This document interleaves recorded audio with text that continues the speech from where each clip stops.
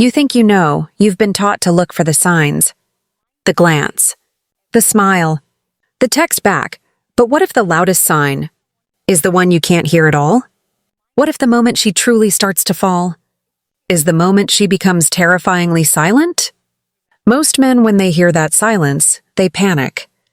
They think it's a void. A rejection, but it's not a void, it's a mirror, and what it reflects will change everything you've ever thought about attraction. This isn't about reading women. This is about learning to read yourself. For most of our lives, we're taught to be noisy men. A noisy man is always analyzing. He's calculating. He treats relationships like a chess game. He asks, "What should I text next? What did she mean by that?" He tries to fill every silence with a joke, with a brag, with proof. He's chasing something that isn't real. Imagine you're standing at a deep canyon. You shout, "Do you like me?" And you spend all your energy trying to decode the echo. You think if you just listen hard enough, you'll find the answer. But you're only hearing your own question. The man of stillness. The man of depth. He doesn't shout, he simply is. He is the canyon. He holds the space. He brings a centered peace, a non-judgmental presence, so profound that the silence itself becomes the answer. I used to be the noisiest man in the room. I used to believe my worth was measured by how I could impress others. I analyzed every look, every word. I was exhausted from decoding my own echoes, and the truth I learned is this: you cannot analyze your way into connection. You can only be present your way into connection. When a woman who is used to the noise of the world meets a man who holds his own stillness, it is both shocking and strangely magnetic. Her silence isn't a tactic. It's her nervous system for the first time being allowed to rest. She doesn't have to defend against your noise. The real work isn't to decode her silence. It's to find peace in your own. Stop asking, "What is she thinking?" And start asking, "Why do I need to know?" Ask yourself, when you are with her, are you present? Or are you performing? That silence isn't a void. It's another language. And that language often shows up as a wall when a woman starts to feel something, and then she suddenly pulls back. She gets cold. She scene zones your message. We call this putting up a wall. The noisy man sees a fortress. He sees it as a declaration of war.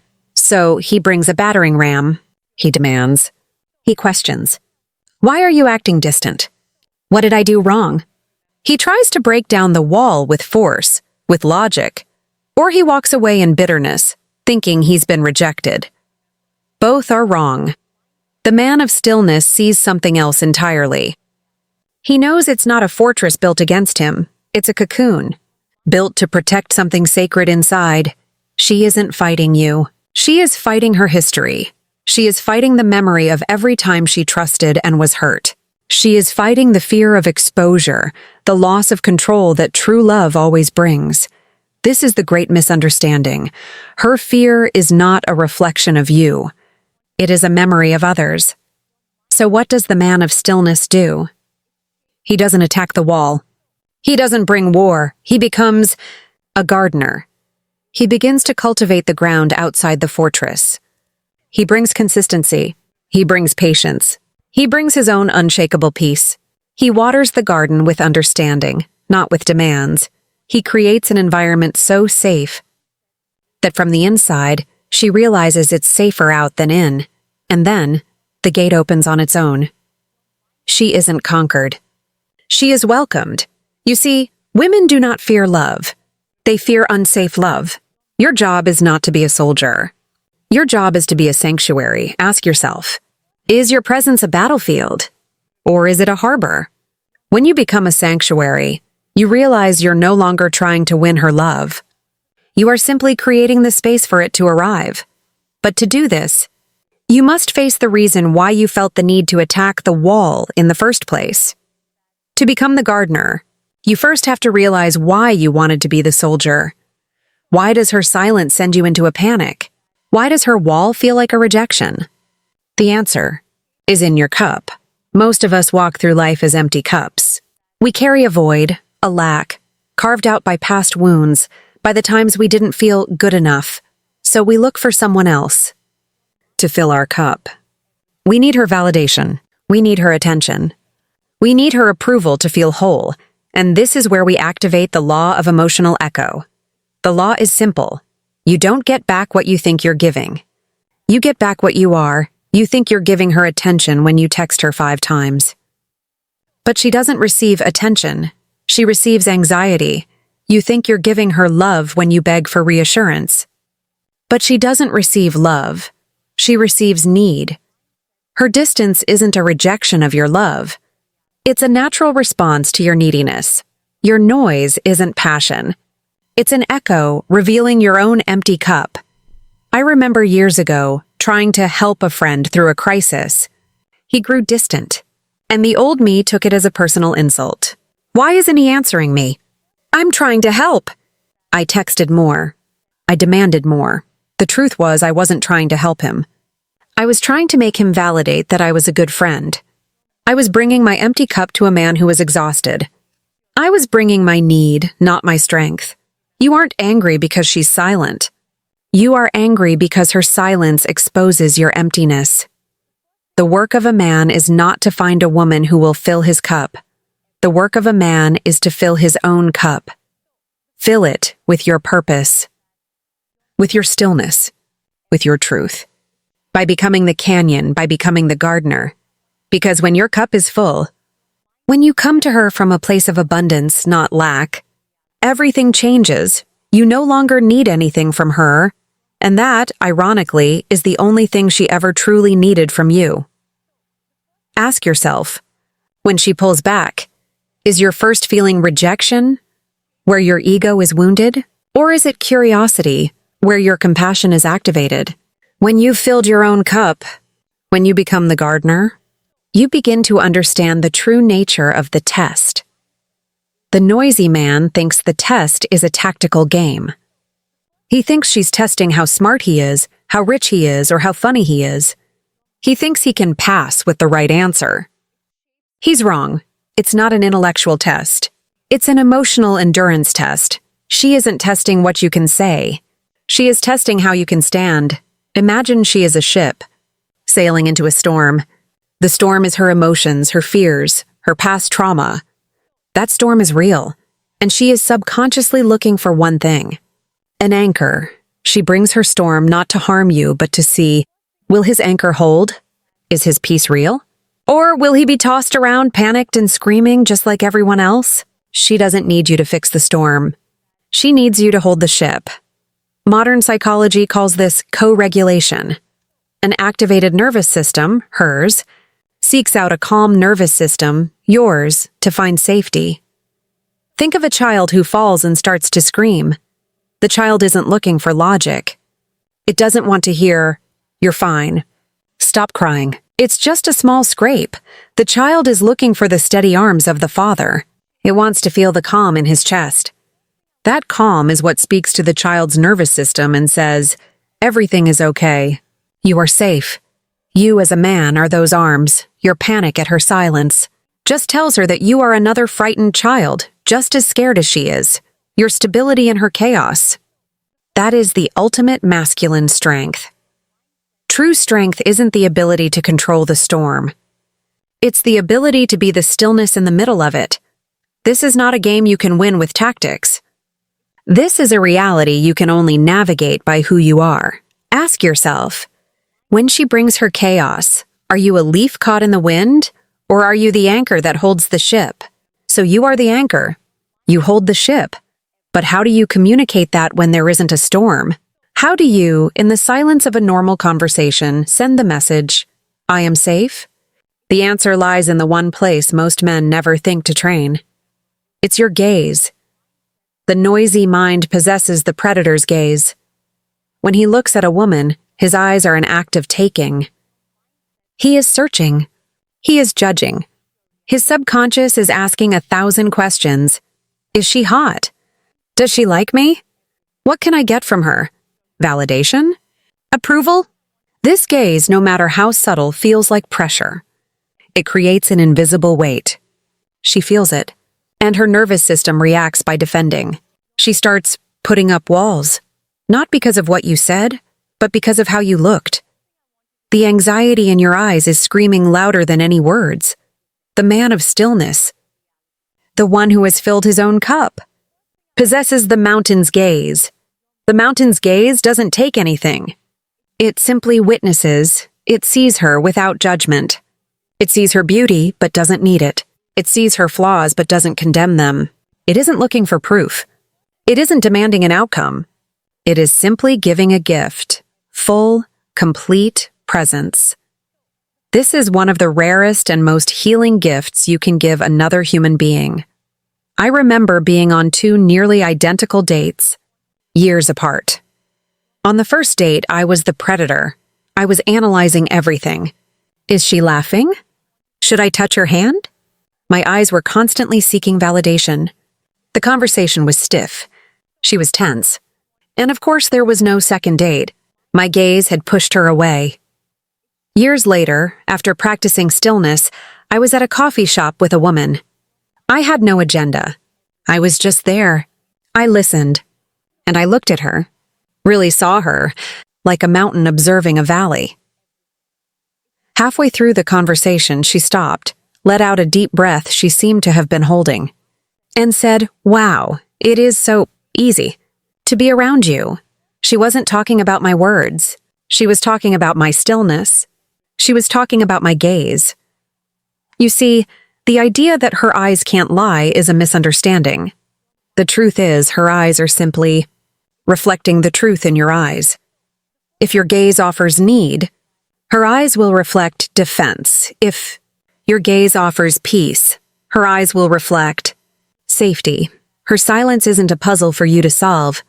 It's a mirror. And you are the one who decides the reflection. Ask yourself, when you look at her, what are your eyes asking? Or what are they giving? But what happens when the mirror reflects something you don't want to see? You've been the anchor. You're the gardener. You're offering the mountain's gaze, and then another man walks in. He talks to her. She laughs. She touches his arm, and immediately a fire burns in your chest. Your anchor begins to wobble. You feel the grip of jealousy. That is your shadow. This is the moment of truth. The noisy mind immediately sees this as a threat. I'm losing! I have to act. So he does one of 2 things. He either becomes aggressive, tries to interject, talk louder, show off more to win her attention back. Or he punishes. He abruptly gets cold, ignores her, hoping to make her feel guilty and come back. Both actions are the scream of an empty cup. You just told her, "My peace is a lie." It is completely dependent on your attention. You just failed the test of the anchor. The man of stillness understands this. He feels the fire of jealousy. He doesn't ignore it. He doesn't repress it. He welcomes it. He breathes with it. He recognizes, there is my old wound. The fear of not being enough. But he does not act from that wound. He remains the mountain. The mountain doesn't care if another wind blows through the valley. It just stands. He holds his presence. He might smile. He might continue his own conversation with someone else. He doesn't need to win her back because she was never his to lose. The psychology behind this is profound. When you don't react to jealousy, you are doing something extraordinary. You are breaking a pattern. Most men in her life have reacted with insecurity. By not reacting, you are sending a message more powerful than any words. My value is not up for negotiation. My peace does not depend on you. I trust you. And here's the irony. By giving her the freedom to connect with others, you become the only one she wants to connect with. Your stability becomes more magnetic than any loud display. Jealousy is not a sign of love. It is a sign of fear and peace. Peace is the sign of real strength. Ask yourself, when you feel the shadow of jealousy, are you the fire that burns everything down? Or are you the mountain that witnesses the fire and lets it burn itself out? And this brings us to the final layer, the ultimate truth, the noisy mind, the soldier, the echo chaser. He is always looking for one thing, the confession. He sees the words "I like you" as the final victory. He thinks that's the prize, so he operates with a clenched fist. He tries to grasp affection. He tries to hold validation. He tries to control the outcome. But he doesn't realize a fundamental law of the universe. You cannot receive anything with a clenched fist. And even if he gets it, he crushes it. The man of stillness. The gardener, the anchor, the mountain. He understands the great paradox. He operates with an open hand. He understands that love, connection, trust, they are like sand. The moment you try to clench it, the moment you squeeze in fear, it slips through your fingers and is gone. But if you hold your hand open, if you hold it relaxed, peaceful, and simply present, the sand stays. This is the great surrender. It's not a tactic. It's not pretending to be indifferent to manipulate her. It is a profound spiritual truth. It's the moment you realize deep in your bones that you are already whole. You do not need her to like you to feel worthy. Your cup is full. You are the anchor. You are the mountain. You are enough. And a miracle happens. The moment you no longer need her validation is the moment you create absolute safety. Because you need nothing from her. She is finally free to be herself. The defenses, the cocoon wall, they are no longer necessary. She can step out. Her silence is no longer a test. It becomes an invitation, a shared, comfortable space for you both to exist in. You didn't win. You simply became the man that loss cannot touch, and that, ironically, is the only thing she was ever looking for. So how do we practice this? How do we keep our hand open when every nerve in our body is screaming to clench? I'll leave you with this final practice. Call it the impulse watch. The next time you feel it, that noise, that panic, the impulse to check your phone for the 10th time, the impulse to send a passive-aggressive text to get a reaction, the impulse to break the silence with a nervous joke. In that moment, do this. Stop, do not act. Do not repress it, just observe it, feel it. Feel the tightness in your chest. Feel the pit in your stomach. Breathe into it. Welcome it like an old friend, and as you observe it without acting, a miracle happens. You realize you are not that anxiety. You are not that panic. You are the still awareness witnessing the anxiety. You are the sky. The panic is just a cloud. You just found your anchor. This is how you build your mountain, one breath at a time. This is how you fill your cup. This is how you open your hand. You see, this entire journey, it was never about learning how to get her. It was always about learning how to find you. Stop chasing the echoes of your own insecurity. Stop trying to break down her fortress walls. Instead, go and build your garden. Fill your own cup until it overflows. Become the anchor that holds steady in any storm. Become the mountain that finds peace in its own unshakable presence. The work we do here, it is not about tricks. It is about truth. If you are ready to stop playing games and start the real work to become the man you were born to be, then your journey continues here. Join us, and together, let's become the stillness.